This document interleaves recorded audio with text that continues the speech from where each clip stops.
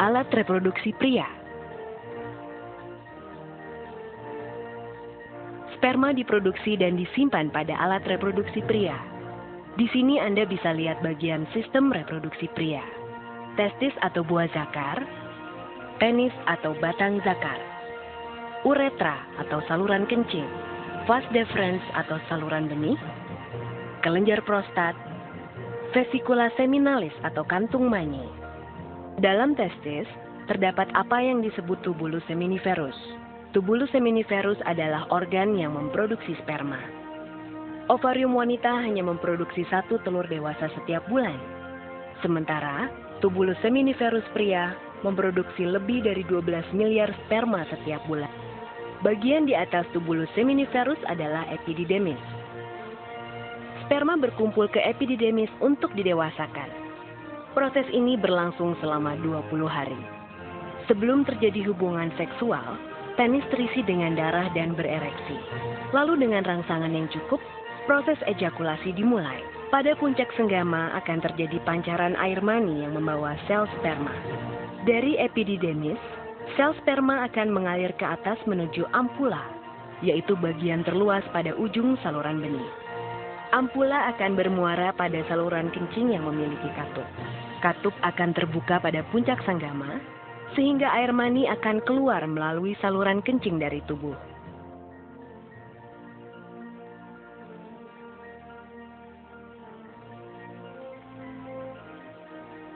Alat reproduksi wanita. Untuk memahami proses produksi telur, mari kita lihat beberapa organ reproduksi wanita atau alat kelamin wanita. Ini adalah uterus atau rahim, tuba fallopi, ovarium atau indung telur, vagina atau mulut rahim. Mari kita perbesar ovarium untuk melihat perkembangan telur. Kita bisa melihat dalam ovarium di sebelah kiri, gambar berwarna ungu adalah sel telur yang sedang berkembang. Semenjak dilahirkan, seluruh sel telur yang dimiliki wanita tersimpan di dalam ovarium dalam keadaan tak berkembang. Sebulan sekali, perintah hormonal dari otak memerintahkan ovarium untuk memproduksi folikel, di mana folikel yang dominan akan melepaskan sel telur dewasa untuk pembuahan. Lihat folikel yang berkembang dalam ovarium ini. Folikel adalah kumpulan sel yang mengelilingi telur dan menyuburkannya. Pada masa ini, selaput rongga rahim menebal untuk persiapan pertumbuhan sel telur yang telah dibuahi untuk menjadi janin atau jabang bayi. Selain itu, ovarium menghasilkan hormon estrogen dan hormon progesteron. Bila kadar estrogen mencapai puncaknya, maka hormon ini akan memberi umpan balik ke kelenjar di otak untuk melepaskan atau menyetop LH. Untuk menyiapkan telur untuk pembuahan, FSH mulai membagi materi genetiknya. Ini tanda dimulainya siklus reproduksi. Folikel kemudian melepaskan hormon estrogen yang membuat lapisan uterus dapat menerima telur yang telah dibuahi. Dalam perjalanannya menuju uterus, ada 2 hal yang dapat terjadi pada telur. Dibuahi oleh sperma atau tidak. Jika terbuahi, biasanya terjadi di tuba fallopi. Dari situ telur menuju uterus dan tertanam dalam dinding lapisan uterus untuk menyuburkan dirinya. Jika telur tidak dibuahi dalam waktu 24 jam setelah keluar dari ovarium, ia berhenti berkembang dan hancur sebelum mencapai uterus. Sebagai gantinya, uterus mengeluarkan lapisannya dalam bentuk menstruasi selama 4-5 hari. Siklus reproduksi. Siklus reproduksi berkisar antara 21 hingga 40 hari. Hanya sekitar 10 hingga 15% wanita yang memiliki siklus 28 hari. Menghitung siklus reproduksi dapat dilakukan dengan membuat catatan pada kalender. Dengan demikian, masa subur dapat diketahui. Hal ini sangat berguna untuk menentukan kapan masa subur dan ovulasi terjadi. Setiap bulan pada hari kelima siklus reproduksi, selaput rongga rahim mulai tumbuh dan menebal, sebagai persiapan terhadap kemungkinan terjadinya kehamilan. Pada sekitar hari ke-14, terjadi proses pelepasan telur dari ovarium atau ovulasi. Sel telur ini masuk ke dalam salah satu saluran falopi. Dan jika saat ini ada sperma yang masuk, maka terjadilah pembuahan. Jika terjadi pembuahan, sel telur yang telah dibuahi akan masuk ke rahim dan tumbuh menjadi janin. Pada sekitar hari ke-28, jika tidak terjadi pembuahan, lapisan rongga rahim meluruh dan terjadi siklus menstruasi berikutnya. Pembuahan.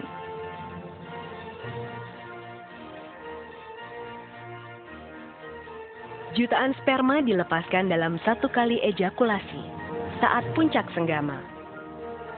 Setelah dipancarkan ke dalam mulut rahim, sel sperma bergerak ke dalam rongga rahim dan saluran telur untuk mencapai sel telur yang matang dan siap dibuahi. Dari jutaan sperma yang dipancarkan, hanya beberapa yang dapat bertahan hidup mencapai indung telur, dan hanya satu yang akan bertahan hidup mencapai indung telur. Sperma kemudian mempenetrasi dinding sel telur. Kemudian mengkombinasikan materi genetiknya dengan sel telur dalam proses yang disebut pembuahan. Kehamilan. 3 bulan pertama kehamilan terjadi selama 14 minggu dari 40 minggu masa kehamilan. Pada masa ini wanita mengalami berbagai perubahan emosi yang dikarenakan perubahan hormon pada tubuhnya. Dan pada saat ini pula sering terasa mual-mual pada pagi ataupun malam hari. Pada minggu pertama, hampir seluruh organ internal janin telah terbentuk. Janin mulai mengepal, bahkan sudah dapat sedikit bergerak. 3 bulan kedua, minggu ke-15 sampai minggu ke-27 kehamilan, wanita mulai mengalami gejala sesak nafas. Pertumbuhan janin di perut mulai terlihat. Muncul kerut dikarenakan membesarnya kandungan. Pertumbuhan janin terjadi paling cepat di minggu ini. Tangan dan kaki janin berkembang semakin kuat. Gerakan janin semakin dapat dirasakan ibu yang mengandung. Walau organ janin telah hampir terbentuk, paru-parunya masih harus berkembang. Janin bertambah besar dan berat. Pada 3 minggu terakhir, minggu ke-28 sampai 40, bayi dan paru-parunya terus berkembang. Sulit bagi wanita menemukan posisi yang nyaman, baik saat tidur ataupun terbangun pada usia kehamilan ini. Pada akhir minggu ke-40, bayi terdorong ke bawah. Hal ini merupakan tanda persalinan akan dimulai.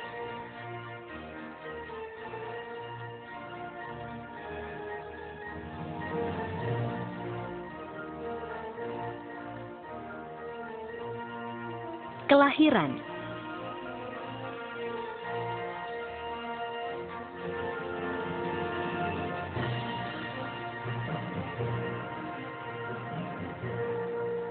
Ketika pembukaan mencapai 10 cm, terjadi dorongan, tanda persalinan akan dimulai.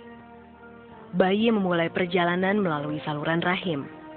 Saat kepala bayi mulai berputar, ia dapat saja terluka ketika menuju ke bawah saluran rahim yang sempit pembukaannya.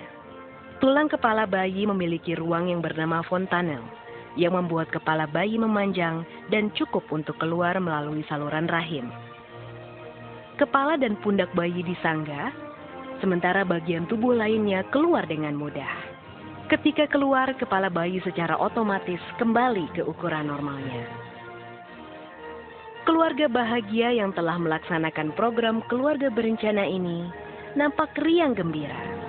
Penantian panjang selesai sudah. Berharap bayi mereka kelak kan menjadi anak yang berkualitas. Bersama, mereka akan menjalani kehidupan di masa mendatang dengan sebuah keluarga baru. Keluarga berkualitas. Keluar